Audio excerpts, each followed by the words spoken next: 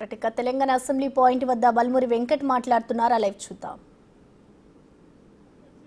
కనీసం మాట్లాడకుండా స్పందించకుండా దద్దమ్మ లెక్క వ్యవహరించిన ప్రభుత్వం బీఆర్ఎస్ ప్రభుత్వం కల్వకుంట్ల చంద్రశేఖర్ రావు గారు. ఈరోజు వారు బయటికి వచ్చి కాంగ్రెస్ ప్రభుత్వాన్ని విమర్శిస్తున్నారు. ఈరోజు యువకులకి భరోసా కల్పించి 56,000 పైచీలకు ఉద్యోగాలు ఇచ్చినాము. ఇవాళ కూడా 1500 నియామక పత్రాలు ఏదైతే జైలుకి సంబంధించి ఆ విద్యార్థులకి ఆ యువకులకి భరోసా కల్పించే విధంగా ఇచ్చిన ప్రభుత్వం మా ప్రభుత్వం, మన ప్రజా ప్రభుత్వం. ఈరోజు రైతులకి 21,000 కోట్ల పైచీలకు ఏదైతే రుణమాఫీ చేసి ఏకకాలంలో భారతదేశంలో గతంలో ఎన్నడూ ఏ ప్రభుత్వం చేయని విధంగా చరిత్ర సృష్టించింది మన ప్రజా ప్రభుత్వం. ఈరోజు బీసీ కులగణన చేపట్టి చాలా నిబద్ధతోటి చిత్తశుద్ధితోటి క్యాస్ట్ సెన్సెస్ని చేసి ఏదైతే లెక్కలతో సహా ఆధారాలు బయటికి తీసుకొని వచ్చి ప్రవేశపెడితే వాళ్ళు చేయలేకపోయింది మేము చేసినామని చెప్పి తట్టుకోలేక జీర్ణించుకోలేక బోగస్ అని మాట్లాడుతారు. బోగస్ అని మాట్లాడే ముందు మీరు ఒక శాసన సభ్యులుగా అపోజిషన్ లీడర్గా ఉన్నప్పుడు మీ పైన బాధ్యత లేదా? ప్రభుత్వం ఏ నిర్ణయం అన్న తీసుకుంటే ఆ నిర్ణయంలో భాగస్వాములై లెక్కలు ఇవ్వాల్సిన బాధ్యత మీ పైన ఉందా లేదా? ముందు కేసీఆర్ గారు దానికి మాట్లాడాలి. నిజంగా కేసీఆర్ గారికి చిత్తశుద్ధి ఉంటే, బీఆర్ఎస్ పార్టీకి చిత్తశుద్ధి ఉంటే ఈ ఒక్క గవర్నర్స్ ప్రసంగంలో కాదు, రేపు జరగబోయే అసెంబ్లీ సెషన్లో 80,000 పుస్తకాలు చదివిన సుదీర్ఘ మేధావి తెలంగాణ రాష్ట్రంలో మీరే ఉన్నారని చెప్పుకుంటారు. మాకు నిజంగా ఈ ప్రజాప్రభుత్వంలో ప్రజల సంక్షేమం కోసము, ప్రజల బాగు కోసము ప్రతిపక్షాలు ఇచ్చిన సలహా సూచనలు కూడా తీసుకోనికి మా ప్రభుత్వం సిద్ధంగా ఉంది. నిజంగా మీకు చిత్తశుద్ధి ఉంటే, మీరు చెప్పే మాటలు వాస్తవం అయితే లెక్కలతోటి ఆధారాలతోటి తీసుకొచ్చి మీ ప్రతిపక్ష పార్టీ నాయకుడిని కేటీఆర్ గారికి, హరీష్ రావు గారికి, కవిత గారికి చెప్తున్నా, ముందు పోయి ఫార్మ్ హౌస్లో మీ తండ్రి గారితో మాట్లాడి ఆ లెక్కలతోటి వాటిపైన అసెంబ్లీలో చర్చలో పాల్గొని మాట్లాడమని చెప్పండి. ఈరోజు ఏదైతే సంబంధించి ఎస్ఎల్బీసీ ఇష్యూ అనేక విషయాలపైన మీరు మాట్లాడుతారు.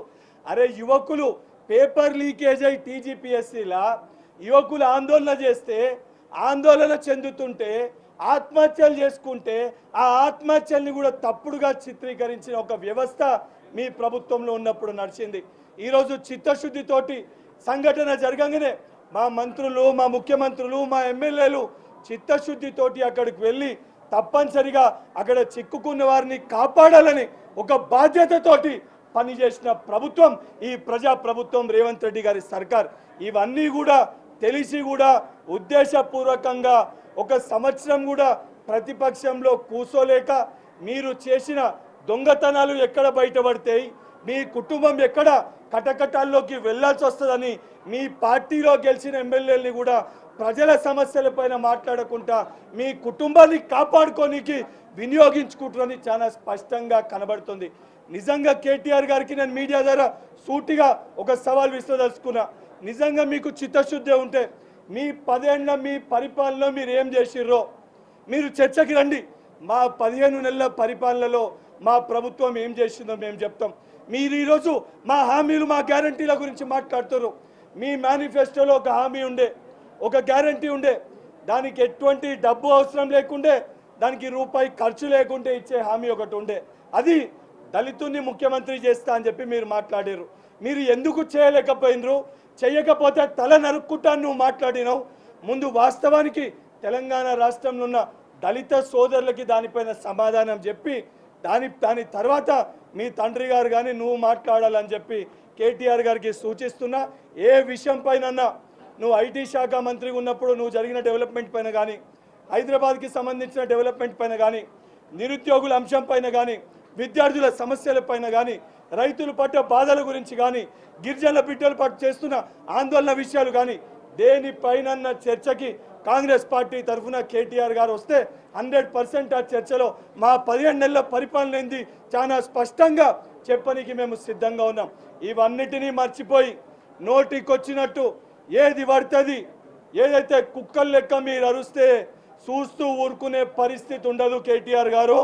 ఏదైతే మీరు దొంగల లెక్క, రాబందుల లెక్క, రాక్షసుల లెక్క తెలంగాణని 10 ఏళ్ళు దోచుక తిన్నారు. తెలంగాణ విద్యార్థులని మోసం చేసిర్రు, యువకులని మోసం చేసిర్రు, తెలంగాణ రాష్ట్రానికి అన్యాయం చేసిర్రు. మీ తండ్రి ఒక్కడే తెలంగాణ రాష్ట్రాని కోసం పొట్లాడలేదు. తెలంగాణ రాష్ట్రం కోసం తెలంగాణ బిడ్డలందరూ కష్టపడ్డారు. ఆ బిడ్డలందరినీ గోసబుచ్చుకున్న ఒక ఘనత మీ ప్రభుత్వాన్ని, మీ కుటుంబాన్ని. ఇప్పటికన్నా నోరు దగ్గర పెట్టుకొని ఈ దద్దమ్మలు మాట్లాడాలని చెప్పని ఆ కుటుంబాన్ని బీఆర్ఎస్ పార్టీ నాయకులని హెచ్చరిస్తున్నా.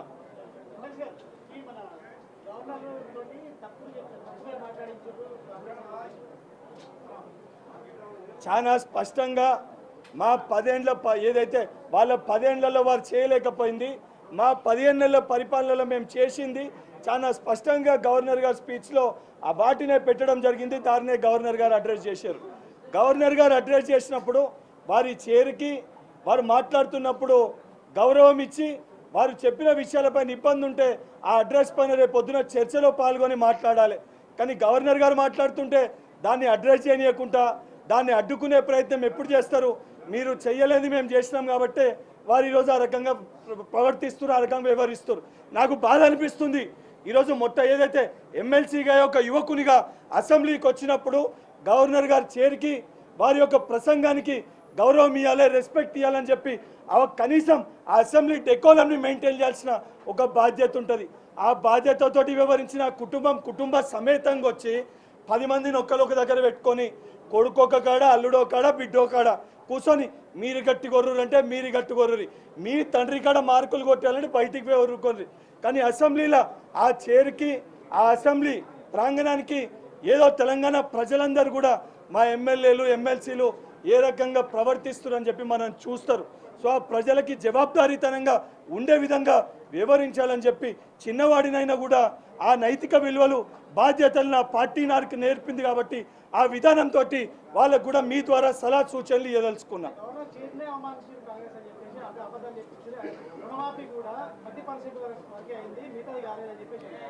ఇవాళ గవర్నర్ గురించి అసభ్యకరంగా మాట్లాడింది ఇవాళ వాళ్ళ పార్టీలో ఒక ఎమ్మెల్యే. గవర్నర్ గారు ఎమ్మెల్సీ వారికి కేటాయించకపోతే ఏ రకంగా మాట్లాడిండే ఎమ్మెల్యే మీరందరూ కూడా చూసారు. ఆ కనీసం నైతిక విలువలు లేనోడు ఇవాళ అసెంబ్లీకి వచ్చి వాళ్ళు మాట్లాడుతారు. నిజంగా ఈ మొత్తం ప్రసంగం పైన వారి చిత్తశుద్ధి ఉంటే కేసీఆర్ గారిని కంప్లీట్గా అసెంబ్లీలో చర్చలో పాల్గొనమనండి. ప్రతి ఒక్క దానికి సమాధానం చెప్పడానికి మా ప్రజాప్రభుత్వం మేము సిద్ధంగా ఉన్నాం.